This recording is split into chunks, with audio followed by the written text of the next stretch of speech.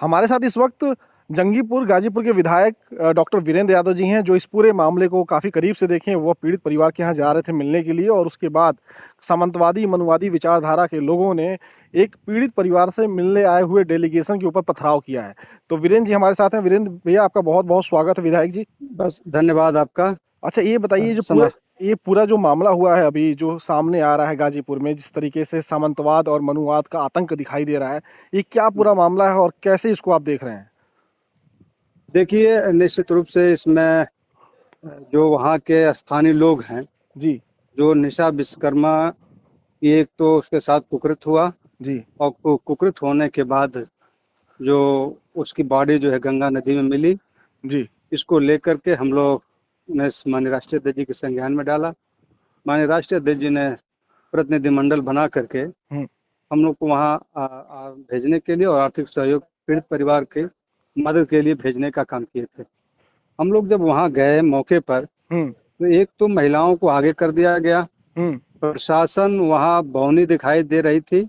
अच्छा, और महिलाओं को आगे करके, मैं आपको एक सेकंड यहाँ रुकूंगा। महिलाओं को आगे करने वाले कौन लोग थे? वो भारतीय जनता पार्टी के लोग थे। वहाँ पहले से प्री प्लान करके वहाँ बैठे हुए थे। हाँ। और अंदर भी अवैध असलहे और तमाम ईंटा पत्थर और उसके बाद डंडा वहाँ पहले से रखा हुआ था। जैसे प्रतिनिधिमंडल इनकी संख्या 15 या 20 होगी, हम लोग अंदर इनको ले लेंगे। उसके बाद जो है हम लोगों को ऊपर पथराव करेंगे या हम लोगों की हत्या करेंगे। इस प्रकार की प्लानिंग जो है पहले से थी। और वहाँ प्रशासन के रहते, ये सबसे बड़ी बात है कि प्रशासन के रहते हुए प्रशासन वहाँ बौनी हो गई थी, वहाँ कुछ नहीं कर रही थी। वहाँ सामने जो है असलहा दिखाई दे रहा था, लेकिन इसके बावजूद भी हम लोगों ने कहा कि नहीं, इसके साथ कमर में असलहा है, आप इसके ऊपर कार्रवाई करिए। तो लेकिन वहाँ प्रशासन के लोगों ने कार्रवाई नहीं की। अच्छा, ये मुझे बताइए, असलहा अगर लोग ऐसे अवैध असलहा ऐसे लोग घुमा रहे हैं, ऐसे दिखा रहे हैं और प्रशासन कार्रवाई नहीं कर रहा है और न्याय भी नहीं दे रहा है, तो क्या लग रहा है आपको, इसके पीछे कौन लोग हैं जो न्याय नहीं देने दे रहे हैं? कौन लोग हैं जो इस भारतीय जनता पार्टी के जो दबंग लोग हैं वहाँ के, आप सोशल मीडिया पे देख रहे हैं, प्रधान से लेकर तमाम वहाँ के भारतीय जनता पार्टी के जिम्मेवार लोग हैं।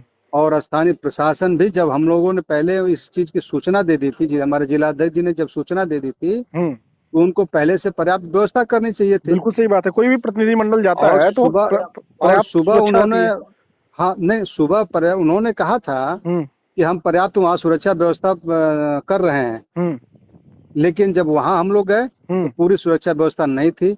इसका मतलब कि प्रतिनिधिमंडल के ऊपर जो है ये कायराना हमला खुद कराना चाह रहे थे। यानी इंटेलिजेंस जो इनपुट थी उसको भी दरअंदाज करके, उसको भी साइड लाइन करके, कोई सुरक्षा हटाकर, और जो विधायक, आप लोग मौजूदा विधायक हैं, आप लोगों का जो प्रोटोकॉल होता है, अगर प्रोटोकॉल देखा जाए तो एक प्रमुख सचिव से भी ज्यादा बड़ा प्रोटोकॉल आप लोग का होता है। और कई सारे विधायक सांसद, जो मैंने लिस्ट देखी उसमें सांसद और तमाम विधायकों का नाम लिखा हुआ है, सब एक साथ जा रहे हैं और सुरक्षा व्यवस्था के नाम पर जीरो। हाँ, सुरक्षा व्यवस्था के नाम पर जीरो। हम लोग वहाँ बैठ गए, धरने पे बैठ गए रोड पर ही जी। और रोड पर धरने पे बैठकर हम लोगों ने कहा कि पूरी रास्ता को पहले आप खाली कराइए, तब हम लोग जाएंगे। इसलिए कि हम लोग को ये जानकारी थी कि वहाँ जो है इस प्रकार के कातिलाने हमले हम लोगों के ऊपर हो सकते थे। इसलिए हम लोगों को वहाँ पहले से बैठ गए और इस बात को सीओ से हम लोगों ने कहा कि आप पहले सबको हटाइए, उसके बाद हम लोग जाएंगे, पीड़ित परिवार से मिलेंगे, माननीय राष्ट्रीय अध्यक्ष जी का शोक संवेदना व्यक्त करेंगे और उसके बाद जो आर्थिक सहयोग है पार्टी से, हम लोग उसको देने का काम दे करके फिर वापस चलेंगे। लेकिन जब ये सब नहीं हुआ तो हम लोगों ने पीड़ित पक्ष सीओ साहब से कहा कि आप पीड़ित पक्ष को हम लोगों को बुला लीजिए, हम लोग वहाँ बात करके उनको शोक संवेदना व्यक्त कर दे और आर्थिक सहयोग दे करके हम लोग फिर वापस चले जाते हैं। प्रशासन के लोगों ने उनको वहाँ बुलाया। हम लोग जब बात कर रहे थे उसी समय वहाँ के वीडियो में भी आपने देखा होगा जी, वहाँ के जो प्रधान और तमाम उनके भारतीय जनता पार्टी के अपराधी प्रवृत्ति के लोग थे, उन्होंने ईंट पत्थर चलाने लगे। हाँ, उसमें रमाशर विश्वकर्मा जी के सर में चोट आ गई और काफी चोट आ गई, सिर फट गया। हमारे तमाम महिला हमारे नेता हैं, उनको चोट आई। उसके साथ पूरा प्रतिनिधिमंडल के लोगों को जो है काफी चोटें आई। हमें चोट आई, जिलाध्यक्ष जी को आई, विधायक जी को आई, तमाम हमारे लोग थे, नेता कार्यकर्ता थे, सबको जो है चोट आई है। और चोट आने के बाद हम लोग आज अभी हॉस्पिटल में आकर के दवा इलाज करा रहे हैं। अच्छा, योगी तो ये आदित्य, उत्तर प्रदेश की जीरो टॉलरेंस की सरकार है, जी जो जी, लगातार कह रही है, जब अच्छा, एक बेटी को न्याय नहीं दे पा रही है, हम्म जब बेटी के साथ अत्याचार हो रहा है, समाजवादी पार्टी जा करके उनकी मदद कर रही है। एक तो आर्थिक सहयोग उन्होंने भारतीय जनता पार्टी के लोगों ने दिया नहीं। हम्म जब समाजवादी पार्टी के राष्ट्रीय अध्यक्ष माननीय अखिलेश यादव जी प्रतिनिधिमंडल भेज रहे हैं हम्म और उसके बाद आर्थिक सहयोग दे रहे हैं, हम्म तो उसको देने भी नहीं दे रहे हैं। अच्छा, तो निश्चित रूप से भारतीय जनता पार्टी, ये लोग जो है आतंकवादियों जैसा माहौल और भय भय का माहौल बनाने का काम कर रहे हैं। अच्छा, आपसे मैं दो सवाल और पूछूंगा। ये पहला, दूसरा आखिरी सवाल है। ये बताइए मुझे कि आप लोग जब गए वहां पर, ये पथराव हुआ और योगी आदित्यनाथ कहते हैं कि ये जो पत्थरबाजी करने वाले लोग हैं, जो ये माफिया हैं, जो गुंडे हैं, उनके घर पे बुलडोजर चलेगा, तो विधायकों का सर फोड़ने वाले, विधायकों के ऊपर हमला करने वालों के ऊपर क्या आप मांग करेंगे कि बुलडोजर चलाया जाए? हाँ, निश्चित रूप से इसमें जो दोषी हैं जी उसमें वीडियो में दिखाई दे रहा है जी जी। और लगातार सोशल मीडिया में वहाँ के प्रधान को जो है प्रश्रय दिया जाता है। और उससे पहले भी जो लोग गए थे उनको उन्होंने मारा भी था, और प्रतिनिधि उससे पहले भी और जो हमारे नेता और लोग गए थे तमाम लोगों को उनको मारा था। जी। और उसके बाद सोशल मीडिया में लगातार चैलेंज पर चैलेंज होते जा रहे हैं। तो या, प्रशासन इस चीज को सब कुछ संज्ञान में, इसके बावजूद भी वहाँ कोई कार्रवाई नहीं कर रहा है। तभी तो वहाँ पर सीओ और एसओ थे, वहाँ बौना हो गए थे, कुछ नहीं कर रहे थे भाई, कुछ बिल्कुल। भी नहीं कर रहे थे। अच्छा, ऐसे लग रहा था पूरा पूरा मिली भगत है, और उसके उनके सामने जो है ईंट पत्थर चलाए जा रहे थे। यहाँ तक कि प्रशासन को भी लोग चोट लगी है, उन्होंने भी बीच बचाव का रास्ता हम लोग अख्तियार कर रहे थे, प्रशासन के लोगों को भी चोट लगी है, ऐसा नहीं है। हाँ, इसका मतलब जो दबंग किस्म के लोग हैं, वहाँ के प्रधान आंसू और तमाम उसके साथ के लोग हैं।